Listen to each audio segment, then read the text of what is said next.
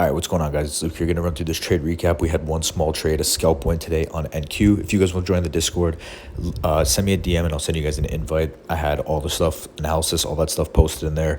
The P&L and the entry and all that stuff are in there. So if you guys want to go check that out, send me a DM and I'll send you guys an invite.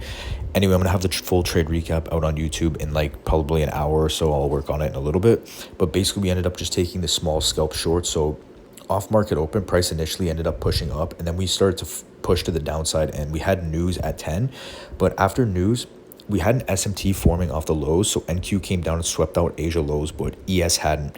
And at this point, what I noticed was that bearish order flow was being maintained. So I seen that ES hadn't taken out London and hadn't taken out Asia, but ES had came in and was respecting 5-minute bearish for value gap right here, and it was respecting the CE of this gap.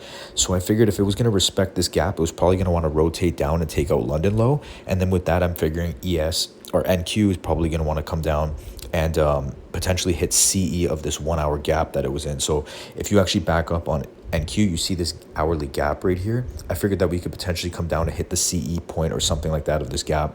So from there, I seen NQ was respecting this 5-minute bearish FVG. And then I scaled down and I basically looked for the highest time frame inversion to take an entry off of. So I ended up entering, I think this was a 30-second inverse, but I just entered after this candle started to close right here because I figured we would just have a strong shift to the downside. So my entry was about 443 or 444. Stops were above the 5-minute gap, and I targeted CE of the gap. But as soon as we got that aggressive push down and we started to reject, I ended up just closing it out early around 413 or so. So we ended up hitting about 1.8 R. So we could have seen it go a little bit lower, but luckily it did close out and secured the profit. So that's pretty much it for this. I'll have the full recap out on YouTube in a little bit. Didn't end up catching the longs after, unfortunately, but yeah, I'll talk to you guys in the next one. Peace.